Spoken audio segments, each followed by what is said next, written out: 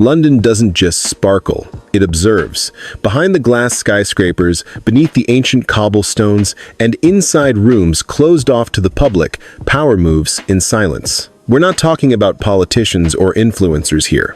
This is the kind of money that doesn't scream for attention. It's the cash that owns the dirt, dictates the market, and outlives everyone.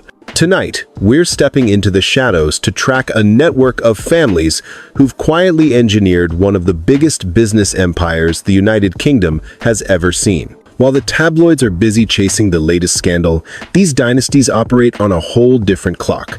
We're talking decades, not fiscal quarters.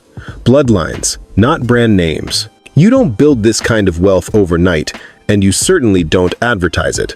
From the rubble of the post-war era to billion-pound dominance, every family in this story stuck to one ruthless playbook. Control the assets that generate power on autopilot. Real estate, infrastructure, leverage. The stuff you use every single day without having a clue who actually owns it. The scariest thing about these families isn't their bank balance, it's how invisible they are. You walk on their pavement, rent their office space, and shop in neighborhoods designed by their boardrooms, all without knowing their names. It's old world strategy updated for the modern world. Buy slowly, accumulate relentlessly, stay quiet. These families don't chase clout, the world comes to them. In this series, we're going to break down how these dynasties climbed up from nothing, how they navigated wars and recessions, and how they set themselves up to win regardless of who was in charge. This isn't a story about yachts or high scores on a spreadsheet. It's about legacy, total control, and the quiet mechanics of power shaping London from the inside out. Before we dive in, I've got a question for you. Where are you watching from? If you're in the UK, type the number 1 in the comments. US viewers, hit me with a 2. Everywhere else, type 3. And if you're into stories about secret empires and insane wealth, make sure you subscribe and turn on notifications. We're just getting started. Every empire starts with a gamble, and for London's heavy hitters, that moment usually happened far away from any luxury penthouse. Long before the private jets, there were crowded tenements, immigrant grinds, and high-pressure choices. What separates a dynasty from a one-hit wonder isn't luck, it's discipline. The foundations of these families were built on self-control, perfect timing, and an obsession with owning things rather than being seen. In post-war London, chaos was just opportunity in disguise. We're talking bombed-out streets and dirt-cheap land. While everyone else was just trying to survive, these families were positioning themselves. They understood a simple truth. When a city rebuilds, the people who own the dirt control the future. One by one, they shifted from small-time trades into assets you can't outsource, download, or replace. They were in no rush, no press releases. They'd buy properties and sit on empty buildings for years, just waiting for the perfect moment. Money was recycled with surgical precision, profits went right back into the pot, never blown on toys. It wasn't greed, it was strategy. The goal wasn't to look rich, it was to stay rich forever. They trained every generation to look past their own lifetimes and protect the structure above all else. As London turned into a global financial hub, these dynasties were already baked into the bedrock. Banks were built around them, corporations paid them rent, governments cut deals with them. And through it all, the public had no idea who they were. Real power doesn't need a round of applause. What you're looking at isn't just a pile of money, it's a blueprint, a model perfected over generations, proving that true dominance doesn't shout, it compounds. More money meant more complexity. This is where simple ownership turned into structural dominance. Shell companies, layers of partnerships, offshore holdings, these weren't just tricks to hide, they were shields.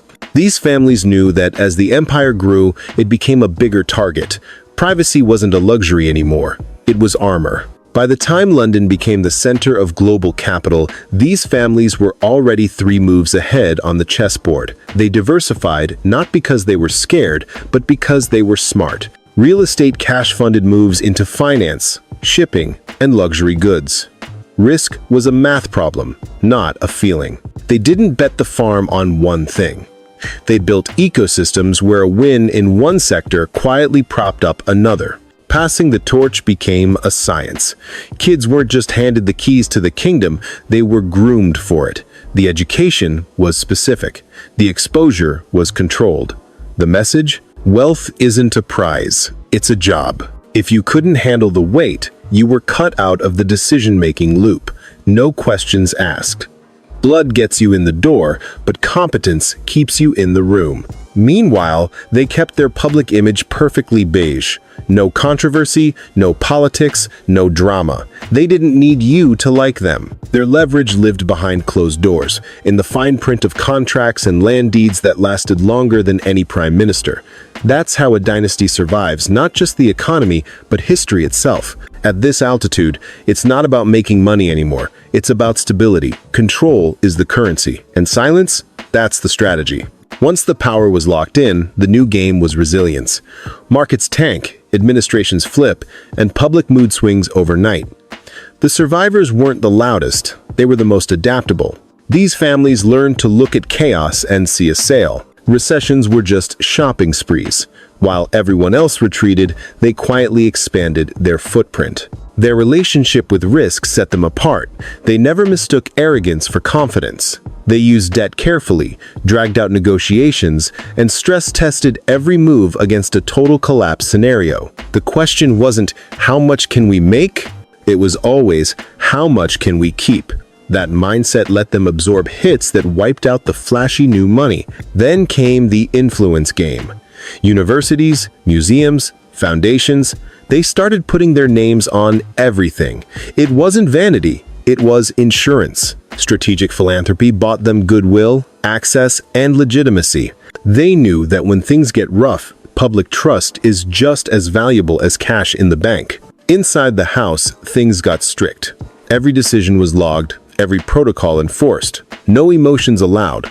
Casual dinner table chats were replaced by formal family councils. Advisors were vetted like they were joining the CIA. Nothing was left to impulse. This wasn't a family business anymore, it was a corporate institution with a last name. London started to look like a mirror of their success.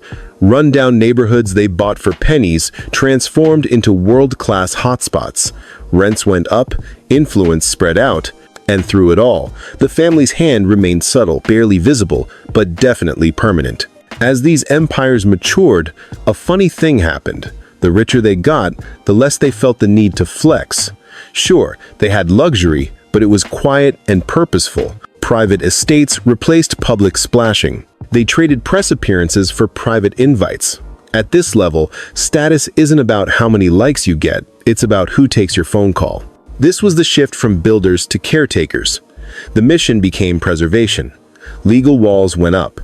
Trusts and holding companies ensured the money kept flowing no matter who was born or who died. The family didn't need a genius leader anymore. The system itself was the leader, built to run on autopilot.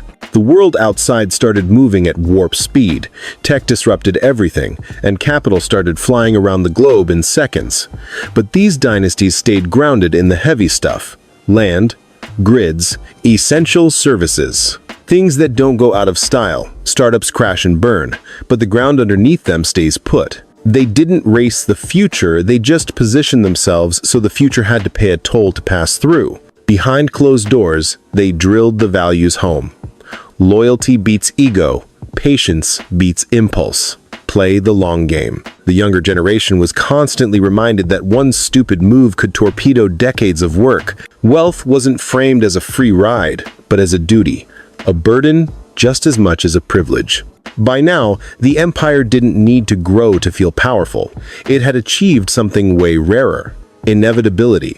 It was dug so deep into the city's foundation that you couldn't remove it if you tried. That's when wealth stops being something you see and starts being something that just is. At a certain altitude, it's not about stacking cash anymore. It's about positioning. This is where the real pros separate themselves from the lottery winners. A family at this level doesn't react to the news, they anticipate it. Every global shift, from interest rate hikes to migration flows, is modeled, discussed, and prepared for years before it even hits the headlines. London served as the ultimate pivot point, amplifying every advantage they held. Massive waves of capital poured in from Asia, the Middle East, and North America, and these families were positioned right at the bottleneck to catch it. They engineered deals that let foreign cash land safely while keeping the steering wheel firmly in local hands. To the average observer, it looked like standard business. In reality, these were calculated power plays to lock in dominance. That is exactly how a dynasty turns a map into a weapon. Most importantly, they dodged the bullet that kills most empires: being too famous. When their assets got too loud, they scrambled the signal. Ownership was fractured across shell companies. Management got outsourced. They spread their influence thin enough to be everywhere, but concentrated enough to stay untouchable. The goal wasn't to be the headline act, but the stage itself. A dynasty lasts longest when the system can't function without it, yet barely knows it exists. Behind closed doors, the pressure cooker was on. The bar was set impossibly high. Weak leadership, zero tolerance, no matter whose kid you were. If you lacked the grit, you were quietly shuffled away from the control room, usually toward charities or vanity projects. It sounds cold, but that internal ruthlessness wasn't about being mean. It was about staying alive. Generational money evaporates the second feelings start overriding standards. The result looked less like a household and more like a private corporation. Dinner tables turned into boardrooms. Decisions were governed by a playbook, not a pulse. Emotions were noted, sure, but never allowed to grab the wheel. By this phase, cash had morphed into something else entirely: power. Quiet, layered, and practically bulletproof. By the seventh stage of control, the rest of the world started feeling the tremors, even if they couldn't pinpoint the epicenter. Laws got tweaked. Neighborhoods evolved. Whole industries shifted their pricing to accommodate assets they didn't even own. That is the invisible gravity a dynasty generates once it hits critical mass. They don't use force, they use necessity. People adapt because they have no other choice. The wildest part is how completely these families tuned out the noise. The 24-hour news cycle, Twitter mobs, political drama, none of it touched their strategy. A true dynasty operates on a different wavelength, filtering out the static. Short-term market jitters were ignored unless there was a bargain to be had, but long-term structural shifts, those triggered immediate moves. That selective attention span became their superpower. By now, they picked their partners with the precision of a surgeon. Governments and massive conglomerates came to the table knowing the deck was stacked. These families didn't scream for control, they just built the stadium so that them winning was the only logical ending. You rarely hear a wealthy family say a hard no. Instead, they just massage the terms until saying yes is the only option left. They kept their heads down by design. If they did step into the spotlight, it was usually through philanthropy, art, or schools, areas that polished their image without showing their hand. Writing big checks wasn't just about being nice. It bought influence, legitimacy, and a future.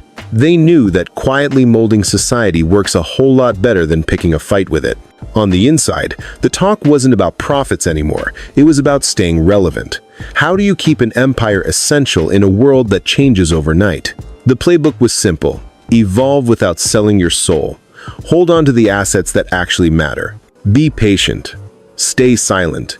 Let the world spin and just collect the rent while it does. Eventually, every giant faces the final boss: complacency. History books are littered with fortunes that crumbled not because they were attacked, but because they got comfortable. The bloodlines that stuck around knew this better than anyone. A dynasty that survives centuries is one that wakes up every morning paranoid about its own assumptions, even when they're winning. This era was all about upgrading the software without breaking the hardware. The core wealth stayed put, but the wrapper changed. Tech got folded in quietly. Gut feelings were swapped for hard data. The younger generation was told to poke holes in the old ways, but only within the guardrails. Innovation was greenlit, rebellion was not.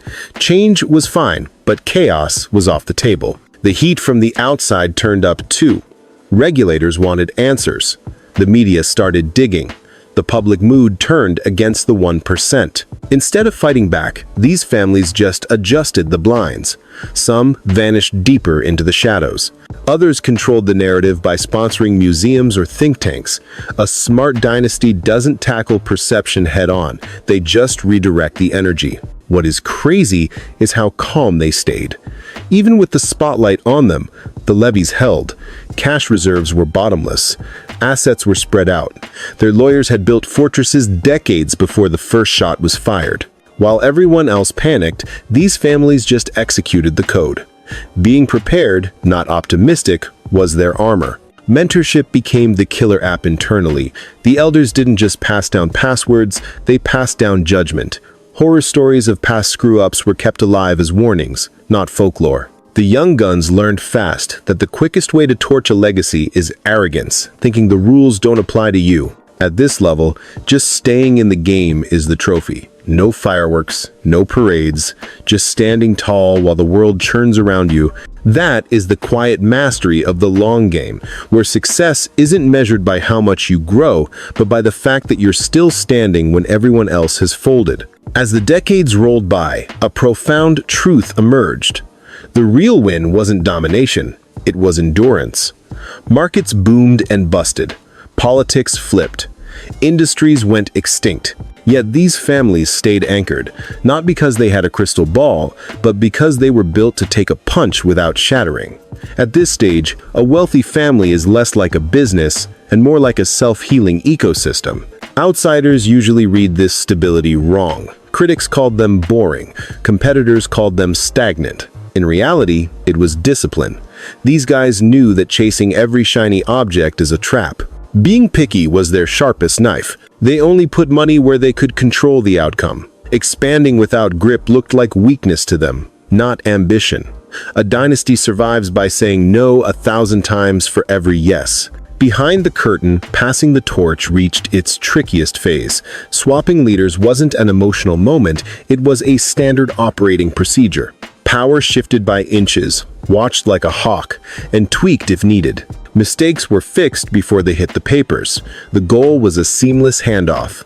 A family that can swap CEOs without shaking the foundation has mastered the hardest art of all. Out in the world, their influence was just ambient.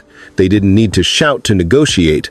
Their mere presence set the terms before the meeting even started. Banks designed products just for them. Cities planned skylines around their land. It wasn't a conspiracy, it was physics. Massive piles of capital warped the environment just by sitting there. By now, the money itself faded into the background. Relevance was the only currency that mattered. The ability to stay essential in a system that speeds up every year. And as the world hit the gas, these families did something counterintuitive.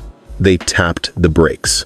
Watching, waiting, letting the other guys run off a cliff. Because the ultimate cheat code of a wealthy family is patience, and patience, backed by real power, is undefeated. When we zoom out and look at the whole picture, one thing is obvious. Generational wealth isn't a lottery win. It is built on discipline, rigid structure, and thinking in decades, not quarters. The dynasties we looked at won because they treated money like a finely tuned engine, not a prize.